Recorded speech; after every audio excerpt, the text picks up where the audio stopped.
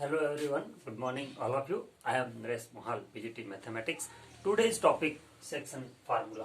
जो 7.2 एक्सरसाइज हमारी चल रही थी उसके हमने सेक्शन फार्मूले पे बेस्ड काफी सम कर लिए थे और कुछ लास्ट के सम आज रहते हैं। देखिए 6 सम हम कर रहे हैं।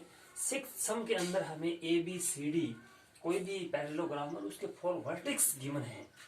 हमें वर्टेक्स गिवन है। स्टेटमेंट एक बार पढ़ लीजिए कि if this this this and this are vertex of a parallelogram take in order find the value of x and Y.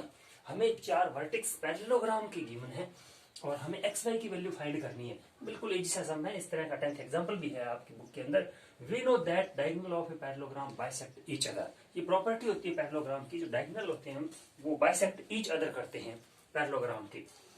Coordinate of A mid point of AC equal coordinate of A mid point of BC।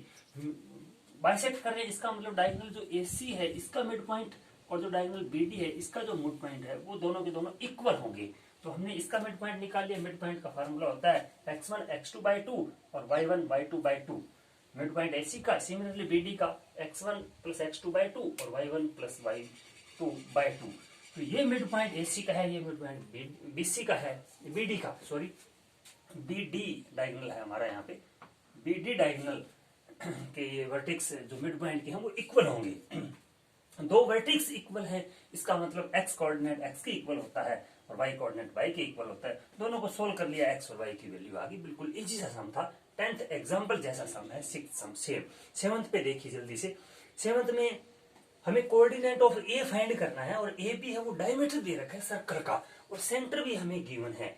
तो centre है वो diameter का क्या होता है, mid point होता है। यानी मिड पॉइंट के कोऑर्डिनेट हमें गिवन है और हमें ए के निकालने हैं, बी के वर्टेक्स गिवन है। बिल्कुल easy. Coordinate of point A हमने मान लिए, लेफ्ट कोऑर्डिनेट ऑफ ए है वो एक्स वाई मान लिया। हमें एक्स वाई की वैल्यू निकालनी है। जो एक्स वाई की वैल्यू आएगी वही ए के कोऑर्डिनेट आएंगे। O is mid point of A B. O यहाँ मिड पॉइंट होगा क्योंकि A B is diameter. A B diameter है तो सेंटर उसका मिड पॉइंट होता है। तो हमने इसका मिड पॉइंट निकाला x1 + x2/2 और y1 + y2/2। मिड पॉइंट हमने निकाला और ये मिड पॉइंट हमें गिवन भी है। सेंटर वो मिड पॉइंट ही होगा डायमीटर का, तो वो गिवन भी है। फर्स्ट कोऑर्डिनेट फर्स्ट के इक्वल रखिए, x की वैल्यू आएगी। सेकंड कोऑर्डिनेट सेकंड के इक्वल रखिए, y की वैल्यू आएगी। आप सॉल्व कर लेना, x y की वैल्यू आ जाएगी। जो x y की वैल्यू आएगी फिर लिख भी देना कि हंस कोऑर्डिनेट ऑफ A, जो भी x y की वैल्यू आएगी वो कोऑर्डिनेट ऑफ A हो जाएंगी। x y की वैल्यू आपने लिख देनी है। तो कंप्लीट कर लेना, मैंने हिंट दी है यहाँ पे। नेक्स्ट सम की तरफ बढ़ जाते हैं हम, 8th सम की तरफ। 8th सम में देखिए, if A and B are -2, 2 and 2 - 4 respectively, find the coordinate of P such that AP = 3/7 AB and P lie on the line segment AB। A और B दो पॉइंट गिवन है, P उस AB line के ऊपर लाई कर रहा है और हमें ये गिवन है रेशो। हमें कोऑर्डिनेट ऑफ P निकालना है। कहने का मतलब यहाँ पे जो रेशो हमें M1 M2 की वैल्यू जो गिवन होती है वो थोड़ी सी हमें घुमा करके दे रखी है। हमें ये गिवन है रेशो स्टेटमेंट में। हम क्या करेंगे, ये ए बी मल्टीपल में इधर आके डिवाइड में हो गया। अब ये क्या बन गया, AP रेशो AB 3/7 बन गया। AP मतलब इसका रेशो तो 3 है और AB का मीनिंग पूरी लाइन हमारी, इसका जो है रेशो वो 7 है। तो AP का 3 और पूरे का 7 है तो इसका कितना हो जाएगा, 4 हो जाएगा। तो AP रेशो PB कितना बन जाएगा, 3/4। हमारा जो रेशो है वो 3/4 हो जाएगा।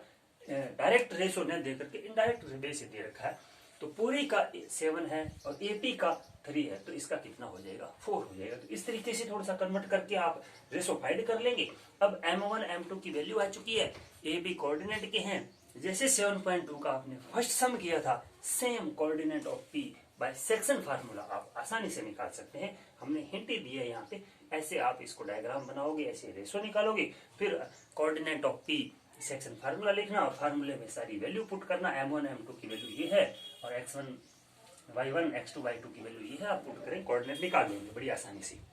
अच्छा सम है। 9th सम देखिए, find the coordinate of A point which divide the line segment joining A and B into 4 equal parts. A और B कोई लाइन दे रखी है और उसको 4 इक्वल पार्ट्स में डिवाइड करने वाले पॉइंट्स के कोऑर्डिनेट हमें फाइंड करने हैं। बिल्कुल इजी, मिड पॉइंट फार्मूले से निकाल लेंगे हम। देखिए ए बी को पहले हम 2 इक्वल पार्ट्स में डिवाइड करने वाले कोऑर्डिनेट निकाल लेते हैं। कहने का मतलब हम P के कोऑर्डिनेट निकाल लेंगे। लिखेंगे P is mid point of AB। तो मिड पॉइंट फार्मूले से कोऑर्डिनेट ऑफ P लिखोगे तो यहाँ इनको ऐड करोगे, जैसे -2 और +2 क्या हो जाएगा, 0, 0/2 0 ही आ जाएगा। और 2 + 8 10, 10/2 5। ये P के कोऑर्डिनेट आ गए। कहने का मतलब ए बी लाइन को 2 इक्वल पार्ट्स में डिवाइड करने वाले पॉइंट्स के कोऑर्डिनेट आ गए। अब हमें 4 इक्वल पार्ट्स करने हैं। अब AP का मिड पॉइंट निकाल लीजिए।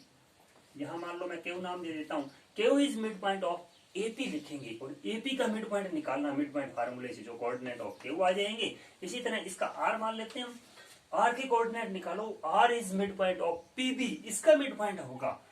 तो ये जो 3 पॉइंट होंगे वो पूरी AB लाइन को 4 इक्वल पार्ट्स के अंदर डिवाइड कर देंगे। तो पहले पूरी AB के 2 पार्ट्स डिवाइड कर लेना, यानी पूरी का मिड पॉइंट निकाल लेंगे। P जो मिड पॉइंट है वो AB का होगा। फिर AP का अलग मिड पॉइंट Q नाम दे दिया और PB का अलग मिड पॉइंट R नाम दे दिया।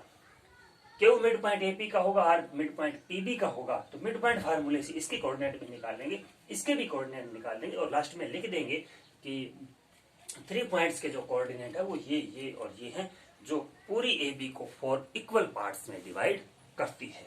तो मिड पॉइंट फार्मूले से आप कर लेंगे। नेक्स्ट सम की तरफ बढ़ जाते हैं हम, लास्ट सम की तरफ। लास्ट सम के अंदर हमें क्या दे रखा है, find the area of rhombus.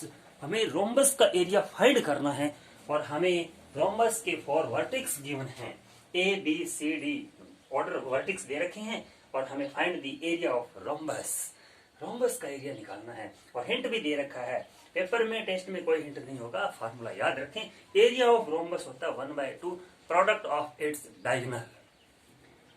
तो यहाँ ये हमें वर्टेक्स गिवन है, तो देखिए यहाँ डायगोनल निकाल लीजिए, डायगोनल की लेंथ निकाल लीजिए। AC की लेंथ निकाल लेंगे हम और BD की लेंथ निकाल लेंगे।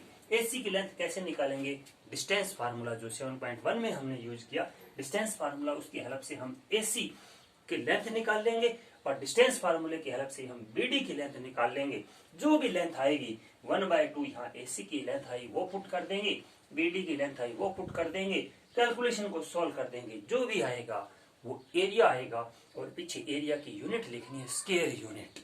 मान लो 24 इसका एरिया आता है तो 24 स्क्वायर यूनिट हमारा पूरा कंप्लीट आंसर होगा। और इसी के साथ हमारी 7.2 एक्सरसाइज, जो कि पूरी की पूरी एक्सरसाइज सेक्शन फार्मूले पे बेस्ड थी। सेक्शन फार्मूले का स्पेशल केस जिसके अंदर इन M1 और M2 की रेशो 1:1 बन जाती है, वो मिड पॉइंट फार्मूला बन जाता है। सेक्शन फार्मूला का ही वो स्पेशल केस है। तो सेक्शन फार्मूला और मिड पॉइंट 2 फार्मूले इसमें यूज हुए। बहुत ही इंपॉर्टेंट एक्सरसाइज है, आपने सभी सम अच्छे से 1 by 1 कर लेने हैं। पूरी एक्सरसाइज में से हमने इसका एक थर्ड सम छोड़ा है और थर्ड सम अभी आपने एक बात नहीं करना है, जैसे हम क्लासरूम में मिलेंगे तो वहां कर लेंगे। बाकी सारे सम आपने अच्छे से कर लेने हैं और एग्जाम्पल भी आपने करने हैं। सभी ने होमवर्क सेंड हमें कर देना है समय से, और सभी ने अच्छे से ये फार्मूले, डिस्टेंस फार्मूले आ रहे हैं, सेक्शन फार्मूला आ रहा है, मिड पॉइंट फार्मूला आ रहा है, सारे अच्छे से याद करने हैं। जल्द ही हमारा ये चैप्टर भी कंप्लीट हो जाएगा। एक ही एक्सरसाइज रही है 7.3 और बिल्कुल इजी सी एक्सरसाइज है वो, ओनली 5 ही सम है उसके अंदर। आज के लिए इतना ही, थैंक यू।